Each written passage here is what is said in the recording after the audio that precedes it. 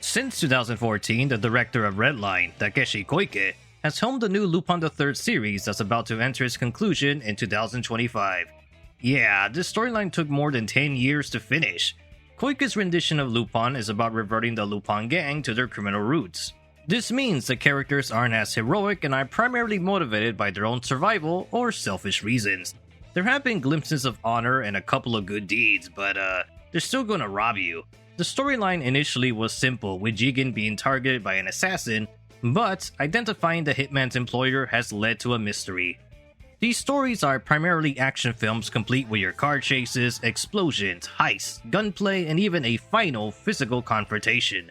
But it can be a bit sleazy and violent, similar to exploitation films. We even get scenes from the perspective of other criminals performing their shady business. While the movies are supposed to take place in the 1970s, you will see a mix of old and advanced technology, such as rotary phones, box-shaped televisions, and whatever gun this is. While it's a very entertaining presentation of gritty Lupin, watching them in a row can get a little repetitive. But that flow could change as the next two features get released.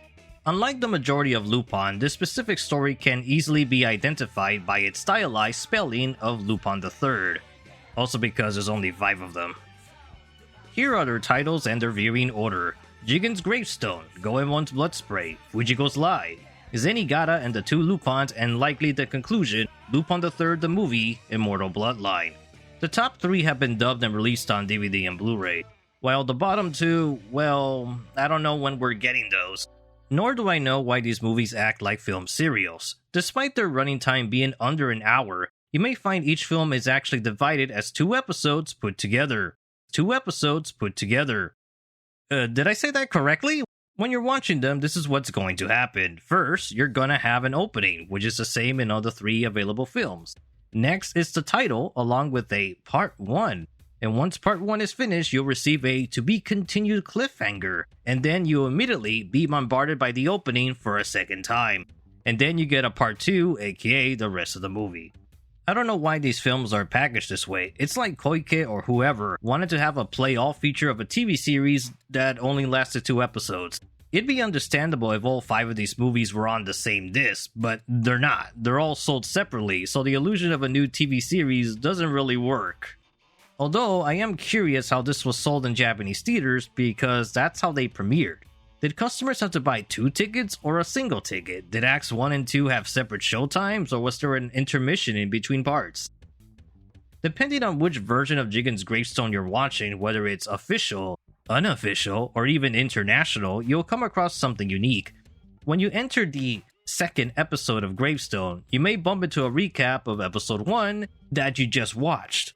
Or it won't appear at all. This recap does exist as a bonus feature on the DVDs and Blu-rays. Apparently, some of the films do have international ending credits, but don't worry about it, you're not going to pay attention to that.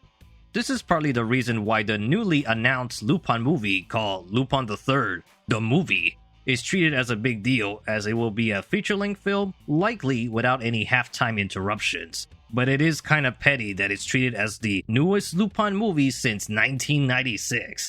While completely ignoring 2 theatrical movies because one was CGI and the other was a Detective Conan crossover, and the same could be said for the Versus Cat's Eye crossover because that was an Amazon Stream release. As for the multitude of other Lupin material after 1996, those weren't theatrical movies, those were TV specials. So what's going on with Lupin in 2025? Well, TMS and Telecom managed to surprise us as we're getting 2 Lupin features in the same year. Well, Japan is. We'll likely get them in 2026 or later. The only facts I know is Zenigata and the Two Lupins will be a Japanese streaming release, while Immortal Bloodline will be a Japanese theatrical release. And they both come out at the end of June. Some of you in the know are asking, what about the woman called Fujiko Mine? Shouldn't that be the first thing to watch? That TV series has no real confirmation of being connected to the Koike films, but I do have conflicting information. Apparently, when Jigens Gravestone was first announced, there was an interview with Takeshi Koike, who described this new film project as a Continuation Spinoff. I don't have a source of the actual interview, but that quote did get passed around in similar Anime News Network's articles about Jigens Gravestone. And I think that's all he's ever commented. The rest of the information I'm going to share leans in the opposite direction. The two projects do share the same character designs as they were done by Koike, but he did not have any control in Woman Fujiko. That series was directed by Sayo Yamamoto, who also did Michiko and Hatchin. Plus, Woman Fujiko doesn't share the same title as the Koike movies. Lupin the Third is in cursive, but the title is still spelled the regular way. The Takeshi Koike films will have the stylized third with the Roman numerals and an RD at the end.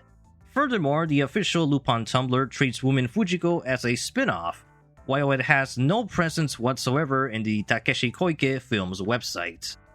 And by looking into the actual content of Woman Fujiko, the series acts as a possible prequel or a starting point as it covers Fujiko's first encounters with the Lupin gang. But that presents a continuity problem as Lupin never meets Goemon. They are in the same locations, but they never cross paths. A similar thing can be said for Goemon and Jigen, who fought each other while under hallucinations.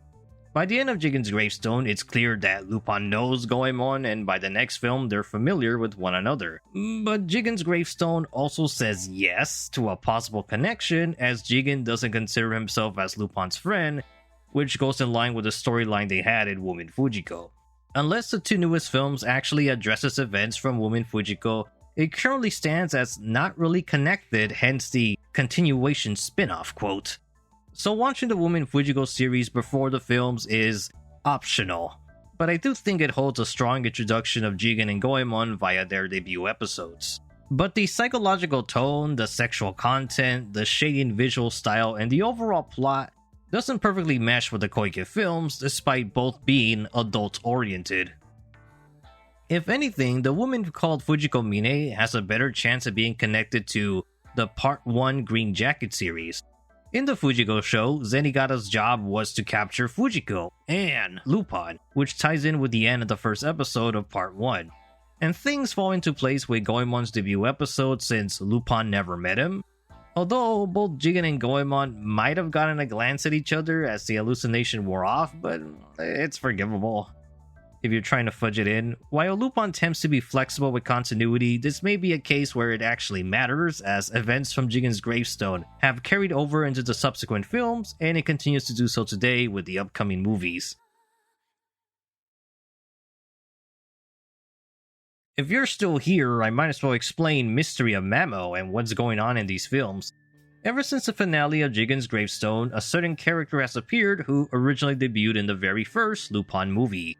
That film is Mystery of Mamo, and the character in question is Howard Lockwood, aka Mamo.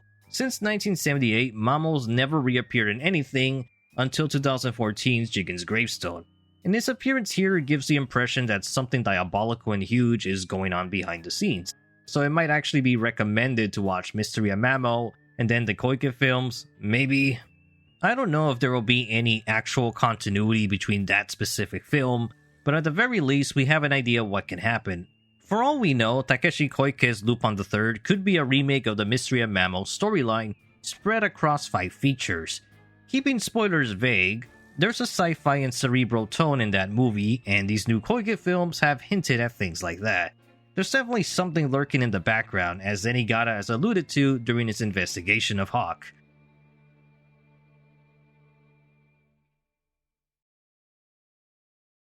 It's just a bit annoying that the payoff is finally arriving after 10 years.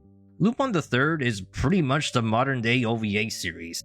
That's the best way I can describe it. Every feature has taken 2 to 3 years to come out, and these last two had the biggest waiting period in between films, which was 6 years. But for North Americans, this may take 11 years instead of 10 because of licensing. Whenever it comes to anime movies, we either get an immediate limited time theatrical release, or we have to wait till Japan releases it physically, which usually is the following year of its premiere. I'd be surprised if these two movies somehow get released in Region 1 this year, but I doubt it. The Takeshi Koike movies could be your introduction to Lupin the Third, but keep in mind the characters aren't always like this in other iterations. Although, I think the characters might be the weakest link of these films thus far. I feel Jigen and Goemon did the bare minimum in their own movies. Goemon's blood spray is mostly through a third person's perspective of Goemon, while Lupin took the spotlight in Jigen's Gravestone. Meanwhile, Fujiko managed to get a compelling story that actually lives up to its title. Fujiko's lie. She feels like the lead in her own movie, while the others don't have the same luxury. I guess the problem also comes down to Jigens Gravestone and Goemon's Blood Spray are just too similar in structure when watching them back to back. Fujiko's lie felt more unique as it was more akin to a Lady Snowblood type of story. Plus, it does have more characters to interact with. I only hope that Zenigata and the Two Lupins is the hard-boiled detective story that I've been wanting from this guy. So far, the available clips and images seem to lean in that narrative. As for Immortal Bloodline, well, it's gonna tie to Mamo somehow. I just don't know if it'll serve as a good conclusion to a 5-part movie series. Now that I think about it, the last time something had 5 features together was Fist of the North Star Legends of the True Savior. You're only seeing 4 because that Blu-ray there is a 2-in-1 package. Coincidentally, both series were also done by TMS. Well, that's all I gotta say about the subject because I don't want to spoil you, or maybe you're seeing this when all 5 films are out together. If you want to learn more about Lupin the Third, you can watch my 33-minute retrospective. Be wary as Lupin is time sensitive because it constantly updates with a new anime every single year. Except in 2020 and 2024. Nothing came out those years. Bye. Thank you for watching my channel, The Anime Hero, and thank you for my patrons for supporting me. Go, man. Lupin the Third. He's cool. He uses Walter. Yeah. Go, man. I forgot how the rest of it goes. And he gets angry. Sometimes. But he's a groovy guy. Yeah. Lupin the Third. Go, man.